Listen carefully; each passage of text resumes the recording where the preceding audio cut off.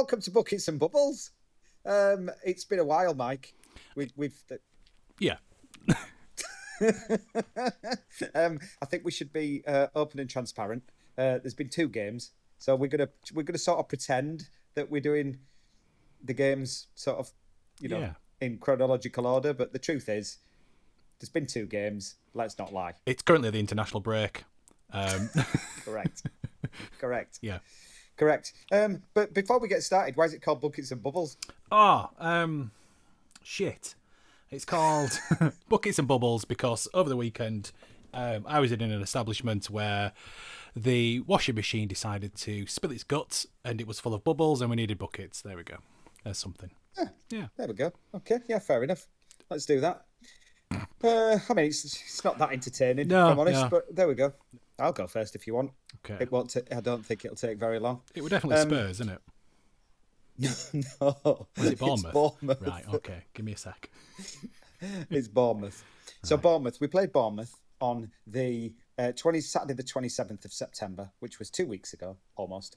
No, it was only a week ago. A really good game. I don't know whether you watched it. Really good game. I think I was moaning on the last episode about the fact that I didn't know where the goals were coming from. We were struggling in front of goal. We'd scored 3, obviously at Wolves, and we're a little bit worried. Still a little bit worried. But I think was I a little bit worried? Maybe I was quite optimistic. Basically, I think I said from Bournemouth and Tottenham, if we get anything, I'll be happy. From this game, it was 2-2, and I am not happy. We went behind to, I don't know whether you saw the free kick. So there was a free kick.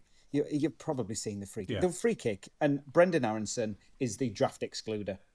Laying under the thing. And the wall jumps, and they pass it straight past Aronson into the net. And you're going, but whose responsibility is that? Is that the keeper? Is it because Brendan Aronson is about 5'4"? He's probably not. He's probably the same size as me, 5'7". But anyway, he's not very long.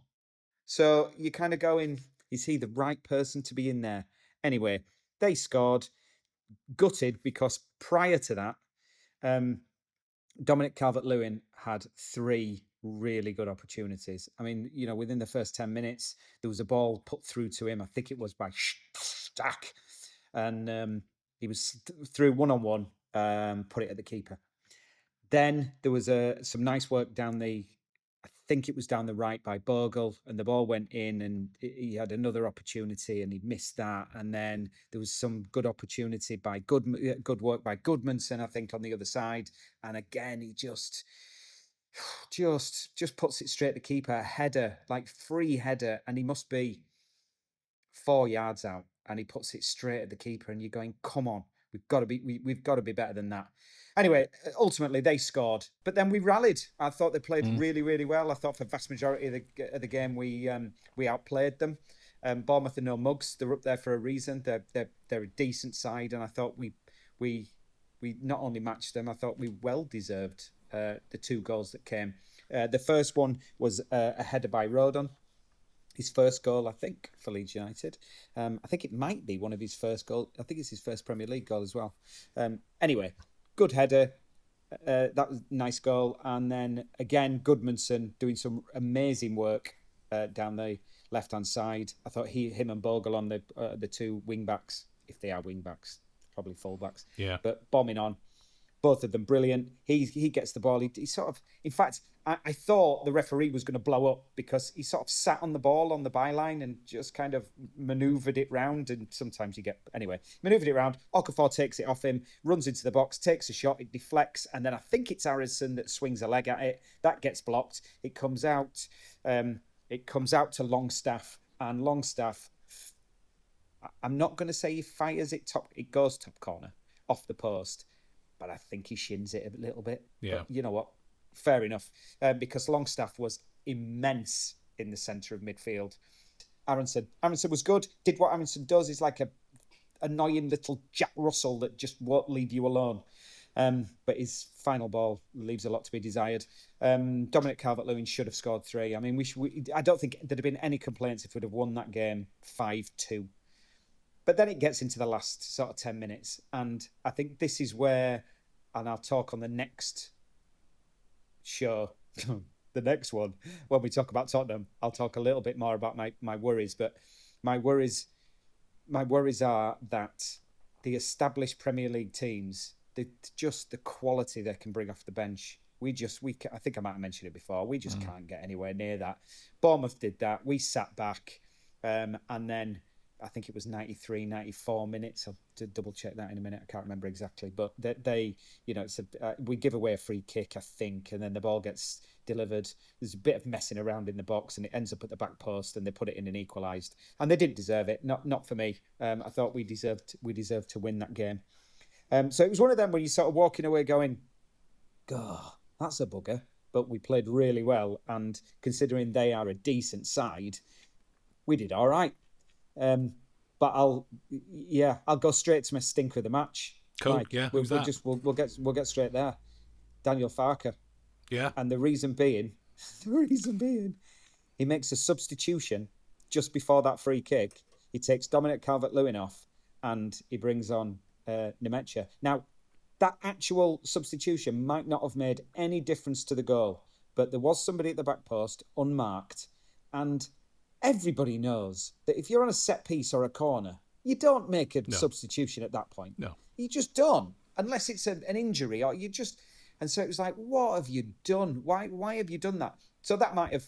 And interestingly, after the match, because I think that one was on Sky. Was that on Sky or TNT? Anyway, Ampadu and Dominic Calvert-Lewin, when the camera's going round, them two sort of giving it a bit of that, all that sort of stuff, so you can't hear what I'm saying. And I'm convinced they were saying, why on earth did he take you off at that point? I'm convinced that was the conversation that we have. So even though I am quite happy with Daniel Farke, I think he's doing a really good job, he is my stinker of the match. Fair enough. Exactly right, innit? And it's, excuse me, when you're set pieces and stuff, regardless whether you're offensive or defensive, somebody like Calvert-Lewin, who's a big lad, you'd want in there. Do you know what I mean? So it just feels a little, not the greatest. You're absolutely right, because he's not delivering goals for us at the moment, but the thing he does do, he wins almost every header. He's really good in the air, and you're thinking, oh, what have you done? Yeah. No, I think you're right to point out. Did he get an assist for doing exactly that, just taking the ball down and then laying it off? I don't know if it was this game or Spurs. I can't remember. I can't remember. Yeah. I'm going to be honest with you. I can't remember. That's fair enough. I'm about to be as clinical in my knowledge of the Everton game, so yeah. I've got a question for you though. Go on then. I've got a question for you about kickoffs. What is it with these long kickoffs? Oh, the booting. What is it? Because Bournemouth did it. Yeah. I think it's those damn Yankees. Them damn Yankees own us. Yeah, it's because it's about territory, isn't it? And it's like they would rather contest a throw-in in the last third than they would passing around the centre. But I'm pretty sure, if my memory serves me correctly, they did that. Then we took the throw-in and we created a chance. Yeah, so that's the risk you take. But also if you're because essentially when you're doing a standard kickoff with that single player, you're passing backwards towards your own goal. So you're conceding territory and you're inviting them on. Whereas if you push up, you're taking a risk a little. But, It's not the NFL though, is it? No. The Yanks. I love the Americans. Yeah, I do. Although if they do, I think they only need to buy or at least have a controlling share in maybe one or two other clubs, and they then control 14 Premier League clubs, which is crucial because that's the vote tipping number. So when the Americans control 14 clubs, that means they can then influence all decision making with the Premier League, which may lead on to the abolition. Is that a word? Of abolition of relegation, because they hate it. Listen, I'm not for that, clearly. No. But at the same time, as long as we're in it. Guaranteed Premier League football for Leeds United, whatever. Yeah. I don't mind the Yanks, but they can stick that up their ass. Similar. Yeah. Okay, let's do... who was it? Everton. So, yeah. So this was... This was something which, in the last episode, I was talking about how Potter has something like 100% win record against David Moyes, and how this may be the match which Potter really needed, but we never got to see what that was because he was sacked, and Nuno Espirito Santos came in, and pretty much straight away enamored himself to every single West Ham fan. I've not seen one single criticism of that appointment, which is interesting for lots of reasons, of which there are plenty of other podcasts around who will explain in greater detail and with much more knowledge about the board and about the protests and all that kind of stuff, and politically how much of an important decision that was for the board to make. And it's out of character, I think, slightly for the board to have done it so soon in the season. But like I said, there are other people out there. It's old news now. But if you're listening to this and go, I want to know more about that, go watch West Ham Network or Hammers Chat or any of those. So Everton, always interesting to come up against a former manager, especially somebody who has had very recent success with West Ham, and also very recently not so great success with West Ham because he just couldn't be arsed in his last season. The game itself, when I looked and reminded myself of the stats, was so even. It was as if David Moyes played himself. It's as if 2023 West Ham played current Everton. It was 50-50, there or thereabouts, within very few margins of a lot of those stats, defensively, offensively, conceded corners and all that kind of stuff. But that was corners. Interesting thing. Nuno appears to have just gone, when you're defending a corner, would you like to actually defend it, please? And then we've done it. We've genuinely been defending corners really well. Not brilliantly. Okay. I mean, we're still conceding corners, but we're not conceding goals from corners, which is really important. So what you're saying is, he's basically said, if the goal's behind you, head it that way. Yeah. Yeah. Yeah.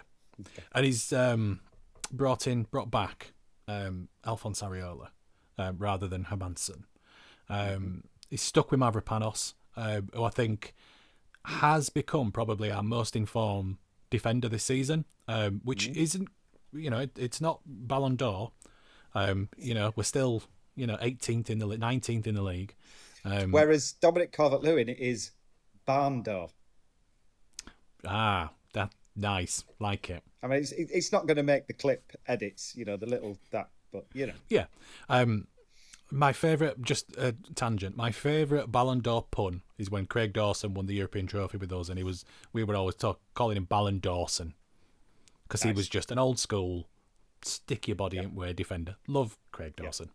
Kilman, who I still don't think is at his best, but I have seen a vast improvement in him, and I've seen... Hang on a minute. I'm pretty sure on the last one you said... The way you were talking about Kilman, you wanted to kill him. Yeah, because he would just nothing of a defender showed, no signs of any capability of performing at a Premier League level. Whereas now he looks like somebody who can play in the Premier League, but in a team that will get relegated.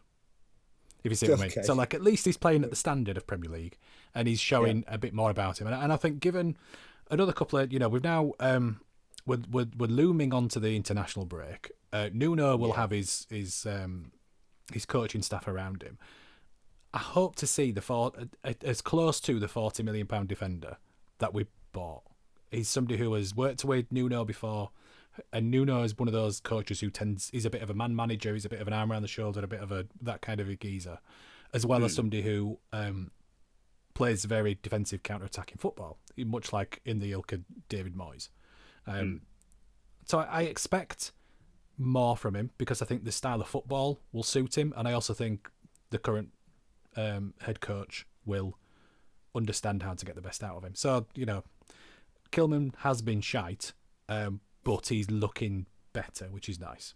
Diouf, Fernandez, Paquetá, Somerville, Bowen, all doing what they do. Paquetá still falling over when he gets breathed on, looking for every free kick he could get. But he seems like he gives a shit as well, which is nice. He's not Pirlo, do you know what I mean? He's not absolutely a miracle worker with the ball. He has his flaws.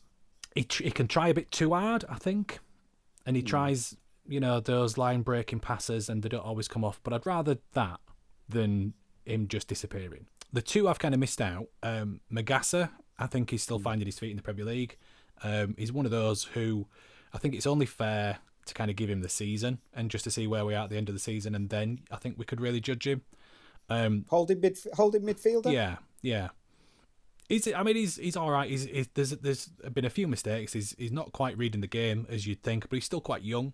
I'd rather Magassa in than James Ward-Prowse. At least Magassa's got a little bit of legs about him, whereas... Well, I was going to ask you about that because am I right in saying that he wasn't on the bench? Yeah, not included in the squad. Neither was Jean-Claire Todibo or Aaron Wan-Bissaka. Wan-Bissaka had the flu. Okay. Or a stomach bug, I think it was. I don't know what that was about. It could genuinely have been that he was ill. But it felt like straight away there were decisions made from Nuno, and I think he's picked at least two players who he's going to try and offload in January. He's got form when it comes to Ward-Prowse. We sent him to Forest last year on loan, and I think he played like 2 games and was just in the reserves for the rest of the season, until we recalled him then. Fulkrug is the other one I wanted to talk about because it felt like, as we mentioned with Calvert-Lewin, Fulkrug is the kind of player you'd kind of want up top in a counter-attacking, somebody who's back to goal who can bring it down and lay it off. And, we saw flashes of kind of promise in pre-season and in a couple of the early games where you'd see if the midfield can find him, then, there's goals there. And I'm not sure we're kind of really seeing the fruits of that labour. It's Nuno's quite good with a front man, though, isn't he? Yeah. I think that once he gets his, like you've said, he's got this international break, and when he gets, I think you might just find that Fulkrug starts to get a little bit more service, maybe. Yeah, I'd like to think so. I like Fulkrug. I've seen some really nice stuff from him on and off the pitch, and I think he really gets West Ham. He enjoys that kind of atmosphere. He seems to enjoy, playing for West Ham, which is nice. Not everybody always does. So yeah, jelly and eels, that sort of shit. Yeah. He seems to, he's being German. He's used to odd flavours, and jellied eels is pie and mash liquor, all that stuff. Which yeah, fair enough. Yeah, so that's about it, really. Fair I mean, it was in terms of a new manager game, especially up against Moyes, I think it did absolute bare minimum in terms of like being a positive result, being a 1-1 draw. But I take it as a massive positive because you can see straight away, come in, made changes, and we look better. I still fear relegation. We're nowhere near out of it yet, but I can see more light at the tunnel this week than I could do. Than you could last week. Yeah. Just to be clear, just to pick you up on a couple, well, just one thing really. It's not a couple of things, can't be asked. What's a pie and mash liquor? Pie, mash, and liquor. So pie, mash, and then what was I've got it. What was traditionally a parsley sauce made with the water where eels were kept is now just parsley sauce, essentially. Got it. Yeah. Got it. Yeah. I thought you said pie and mash liquor. No. That's I wasn't quite sure what that was. That's somebody who's had too many beers and dropped the fork, and they're just like, meh. Yeah. Because I lived in North London. I know, it's not a North London thing. It's not a North London thing. Well, you'd be surprised. North East London, I can maybe see it, but Chapel Market in Islington. And I know that sounds posh, but it wasn't. Probably that is posh now. Then. Yeah, it's probably very posh. I bet in the 90s it was. Yeah. Yeah, there was a definite pie and mash shop. And there was some liquor and stuff, but vinegar and all that. But he's not a pie and mash liquor. No. Okay, just to be clear. And do you have any evidence that he likes pie and mash or jellied eels? Or no, is that... It's just the idea of the Germans like sauerkraut and all that. Excellent. Yeah. Brilliant. I mean, I like sauerkraut. It's not a bad thing. It's good for you. No. It's good for you. No, it is good for you. But it's an acquired taste. I understand the point. Yeah. All right. Who's your stinker? My stinker is Fulkrug. There was some nice stuff, but I just think it was maybe a 75% effort from him. And I'd like to have seen more. I think it was an opportunity to really, and I just don't think he gave it. But early days, we shall see. Do you want a minute? Okay, so what's my topic? Nuno Espirito Estanto, whatever his Nuno name Espirito is. Santos. That's him. So I want a minute on why he will take you down. I don't think. I mean, specifically Nuno take us down, or right? Okay. I think that he will not get the backing in terms of his coaching staff and won't be able to present his ideas thoroughly enough. And even though our academy coaches who have stepped into the breach are doing a reasonable job, I think in the long run that will be our undoing, and Nuno will ultimately do what happened at Spurs and be uninspiring, and the crowd will turn, and it will be of a combination of bored fans and Nuno's one-trick pony of counter-attacking football that will mean we end up in any of those bottom three spaces towards the end of the season, and off we go down to the Championship in the year where our sponsor will change and we will ultimately end up in League Two. Oh my God, that was doom and gloom. Bloody hell. That's interesting about his backroom staff. I will correct you on one thing, though, because obviously now that Leeds are in the Premier League, I watch Match of the Day. And I've never watched. I don't watch it when we're not there.